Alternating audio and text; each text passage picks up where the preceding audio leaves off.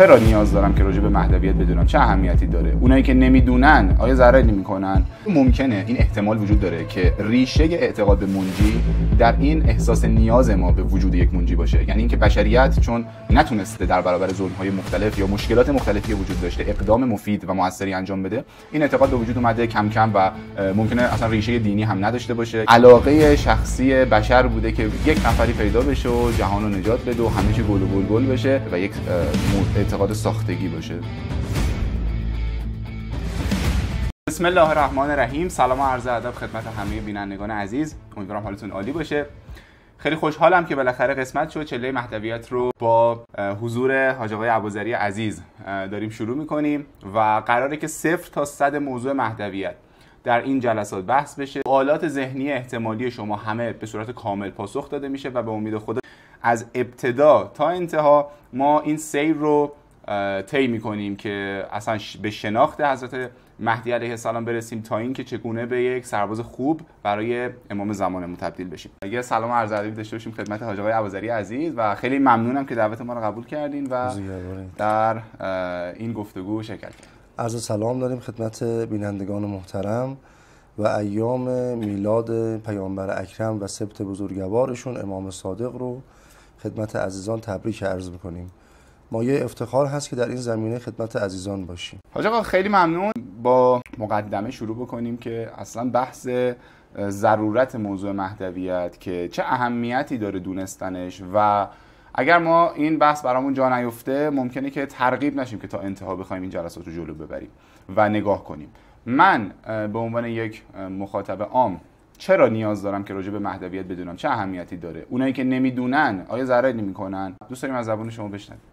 خدمت عزیزان و مستمعین محترم و شما عرض بکنم بگذارید با یک مقدمه شروع بکنم. ما در بحث فلسفه یک مسئله داریم به عنوان مسئله نیاز که مرحوم ملا صدرا به این مفصل پرداخته و دیگر بزرگان ما اشخاصی که در زمینه فلسفه کار کردن روی این مسئله کار کردن. حالا قبل از اینکه وارد اون مسئله نیاز بشیم یک توضیح دم دستی خدمت عزیزان و شما عرض بکنیم. کسی در جامعه و در جوامع بشری میتونه سود خوبی داشته باشه در همین دنیای خودش که به مسئله نیاز انسان‌ها توجه بکنه. مثلا یک کاسب خوب حتما باید نگاه کنه چی مورد نیاز مردم هست تا بتونه کاسبی خوبی داشته باشه. یا مثلا کسی اگر میخواد رشته تحصیلی خوبی انتخاب بکنه باید ببینه که این رشته‌ای که انتخاب میکنه آیا نیاز جامعه هست یا نیست. مسئله نیاز خیلی مسئله مهمیه.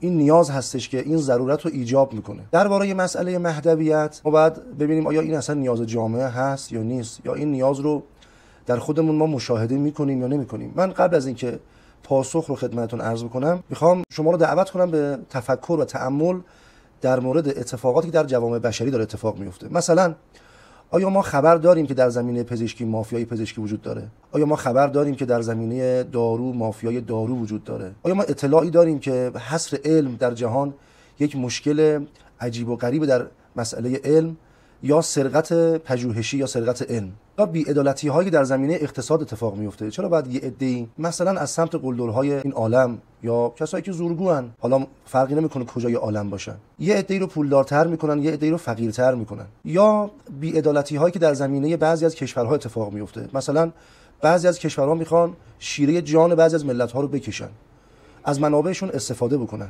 یا اینکه مثلا در زمینه تغذیه مافیایی وجود داره. آیا بشر احساس این رو نداره که باید یک کسی باشه که اینها رو از این ظلم‌های جهانی نجات بده؟ احساس رو در وجود خودش مشاهده نمی‌کنه که یک دست برتری، یک منجی، یک ناجی باید وجود داشته باشه تا این مشکلات رو حل بکنه؟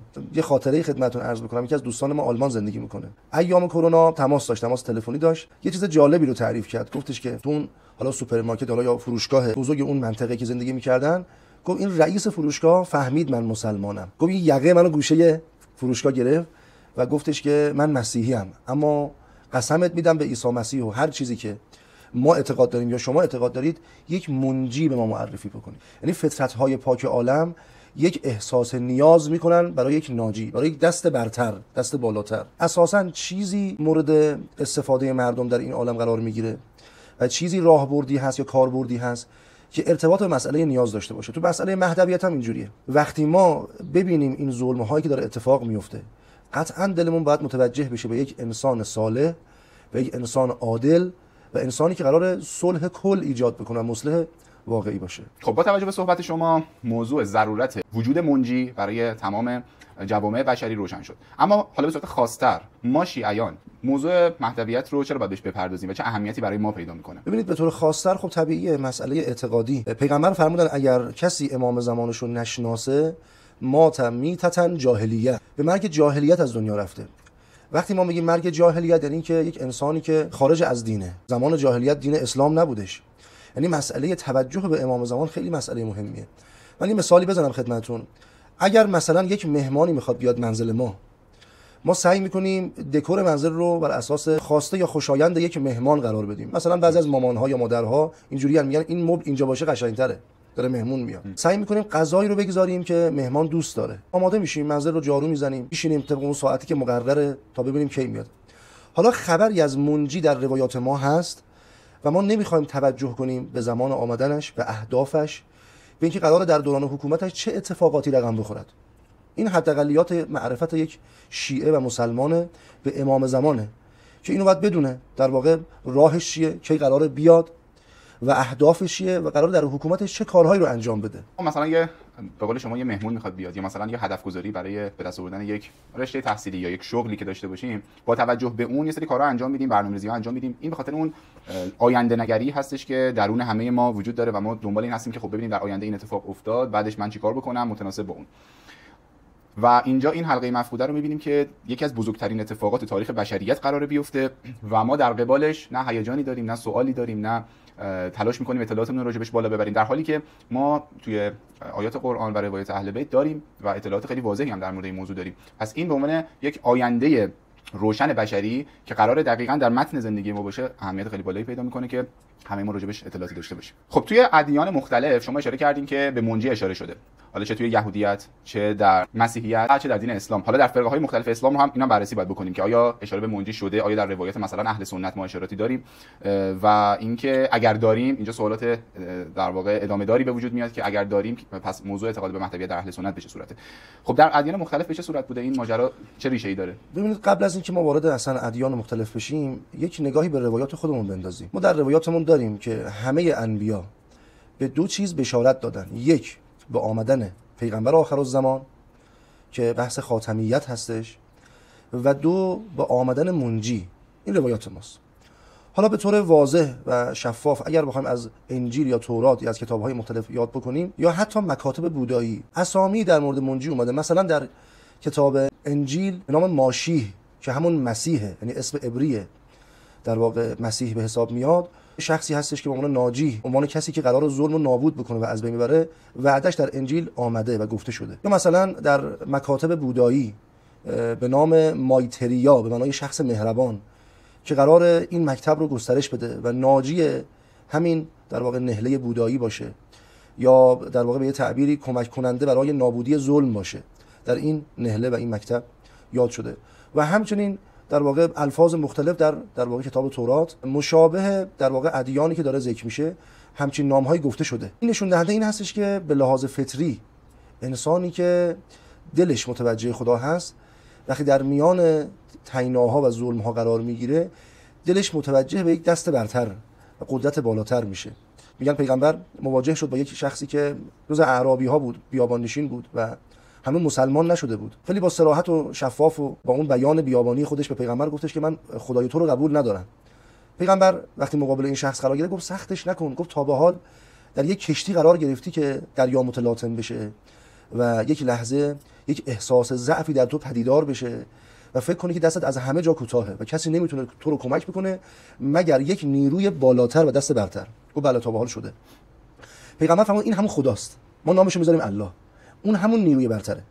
لذا انسان پاکی که در واقع فطرتش پاک هست و دلش متوجه به خدا هست وقتی بی‌عدالتی ها رو میبینه، ظلم ها رو میبینه، ناخودآگاه دلش بشارت به این میده که آیا کسی هست که ناجی بشریت باشه، آیا کسی هست که ما رو نجات بده. لذا تقریبا میتونیم بگیم اکثر مکاتب و اکثر ادیان اشاره به بحث منجی داشتن و دارن، همچنان هم در فیلم هاشون ما داریم مشاهده میکنیم. مثلا تو فیلم‌های هالیوودی یا فیلم‌های مختلف دیگه تو بعضی از انیمیشن‌ها اینا اشاره میکنن و حتی افتخار میدونن که اون منجی از خودشون باشه، از جنس خودشون باشه، از کشور خودشون باشه.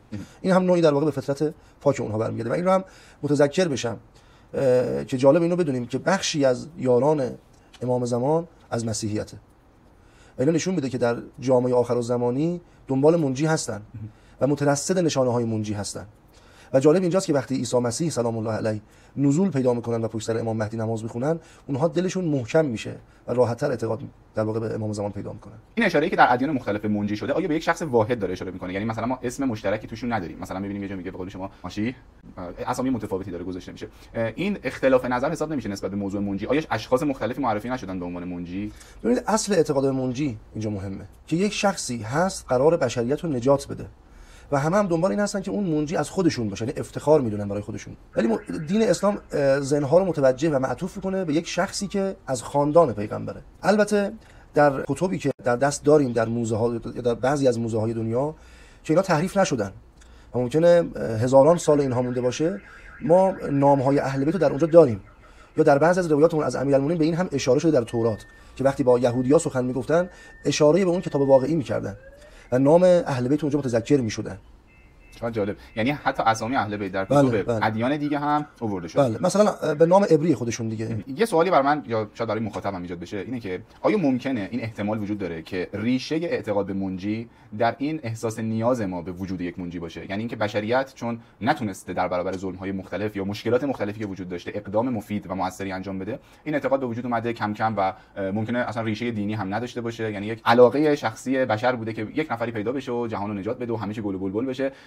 خیلی این سوال براشون هست که خب این اعتقاد به منجی ممکنه از این نظر در تضاد با عالم باشه که اصلا در چنین جهانی آیا میشه عدالت رو به صورت کامل پخش کرد و منکر میشن خیلی‌ها که میگن اصلا چنین چیزی ممکن نیست. علامت سوال اینجاست که آیا ممکنه ریشه در واقع این میل بشر به وجود منجی باشه و یک اعتقاد ساختگی باشه؟ ببینید حالا شاید بعضیا فکر کنن یک وهمه، یک امید واهیه، اما خب وقتی به قرآن نگاه میکنیم، قرآن صراحتاً اونجا اشاره میکنه به این مسئله که وارثان حقیقی زمین صالحانند و این وعده صریح قرآن کریمه. یا مثلا جزء آیات اولیه قرآن کریم هست الذین یؤمنون بالغیب. وقتی مراجعه به روایات میکنیم اهل بیت ما فرمودن این غیب همون غیبت امام زمانه و مؤمن حقیقی اون کسی هستش که ایمان به غیب داشته باشه، ایمان به غیبت امام زمان داشته باشه. اولا که ریشه دینی داره و دین هم و این کتاب آسمانی قرآن چون از سمت خدا آمده و معجزه پیامبر هستش، لذا تطبیق با واقعیت داره و یک امید واهی یا یک وهمی که ما بهش بپردازیم نیستش و در عالم امکان همین امکان داره. خب ما در انبیاء گذشته داشتیم مثل سلیمان سلام الله علیه که ایشون حکومتی رو استقرار کردن، از جن و انس کمک گرفتن برای اینکه عدالت رو فراگیر بکنن، از همه امکانات طبیعی استفاده کردن. مثلا زبان پرندگان رو بلد بودن، منطق و طیر داشتن در جهت مصلحت عموم جامعه. مثلا از کمک جنیان استفاده می‌کردن برای ساخت و ساز و عمرانی. ما در زمان امام زمان و حاکمیت امام زمان فراتر از دولت و حکومت سلیمان سلام الله علیه اینها رو داریم و ما سابقه‌شو در انبیاء گذشته داشتیم که میشده یک جامعه‌ای رو ولو به یک اندازه کوچک عدالت رو درش داشته باشن و بست بدن و بی‌عدالتی رو از بین ببرن. خب آیا به طور صریح به اسامی جانشینان پیامبر و به خصوص حضرت مهدی علیه السلام اشاره شده و ما حدیث مستندی در این مورد داریم؟ ببینید ما منابع زیادی داریم. یک کتابی که حالا قابل استفاده خود مستمعین عزیز باشه من معرفی می‌کنم، کتاب المهدی من المهد الی الظهور مرحوم علامه قزوینی هستش که خیلی کتاب خوبی هست، بیان شیوایی داره، ترجمه هم شده، مهدی از تولد تا ظهور. اونجا از مسانید و از منابع اهل تسنن و همچنین شیعه مفصل نقل میکنه و دونه بدونه نام‌های اهل بیت خود پیغمبر اسم میبره. من اشاره بکنم به صفحه 32 از این کتاب المهدی من المهد الی الظهور مرحوم علامه قزوینی که یه یهودی خدمت پیغمبر میرسه و به پیغمبر عرض میکنه که اسألک عن اشیاء، من یه سوالی دارم از بعضی از مسائل که تو لجلجو تو قلبم داره این قلیان میکنه و داره من آزار میده. به پیغمبر ببینید اینو یهودی متوجه میشه، اما بعضی از مسلمانان متأسفانه تو این امر متوجه نشدن یا کم گذاشتن به تعبیری. یکی من سوال شد یا رسول الله بهم که فما من نبی الا وله وصی، هیچ کدوم از انبیا نبودن مگر اینکه وصی داشتن. حتی نبی ما ان نبینا موسی، پیغمبر ما موسی اوصا الی یوشع، وصیت کرد به یوشع بن نون که تو هستی وصی من، بعد از من جامعه رها نمیشه، تو هستید اختیار داره تمام امورات من بعد از من پیغمبر که موسی باشم. حالا سوالم از شما اینه، آیا شما بعد از خودتون کسی رو گذاشتید؟ کسایی هستن؟ پیغمبر فرمود بله، ان وصی علی ابن ابی طالب و بعده سبتای الحسن و الحسین. داره اسم داره پیغمبر. بعد شروع میکنه پیغمبر فرمودن که 9 نفر از نوادگان حسین هستن من صلب الحسین علیه السلام. بعد شروع میکنه یهودیه میگه که میتونه اسمشو واسم بگی؟ یعنی یهودیه تمایل داره به اینکه اسامی اوصیای پیغمبر رو بشنوه. قال پیغمبر فرمودن اذا مزل حسین، وقتی حسین از دنیا رفت، فابنه علی، فاذا مزا علی فابنه محمد. شروع میکنه دونه به دونه اسامی رو نام بردن. فاذا مزا محمد فابنه جعفر، فاذا مزا جعفر فابنه موسی، فاذا مزا موسی فابنه علی، فاذا مزا علی فابنه محمد، فاذا مزا محمد فابنه علی، فاذا مزا علی فابنه الحسن، حسن عسکری، فاذا مزا الحسن فابنه الحجه. بعد شروع میکنه اون اسم خاص خاتم الاوصیا که میم ها میم دال، شروع میکنه اون اسم بردن. بعد اونجا اشاره میکنه المهدی، یعنی با این صفت. فهؤلاء 12 جمع اینها شد 12 تا از اوصیای من که اینا بعد از من وجود دارن و حضور دارن و زمین خالی از حجت هرگز نخواهد ماند. بسیار عالی. پس اسامی اهل بیت به خصوص حضرت مهدی علیه السلام رو به صورت مشخص در احادیث پیامبر و با سندیت قوی داریم و این قابل توجه برادران اهل سنت. بله. خیلی ممنون حاج آقای ابوذری عزیز، متشکرم. در اول به عنوان مقدمه خیلی عالی ذهن‌ها آماده شد که ان شاءالله در جلسات بعدی به امید خدا این بذر کاشته شده کم کم آبیاری بشه و به ثمر بنشینه ان شاءالله. خیلی متشکرم. ممنون از شما و مستمعین عزیز.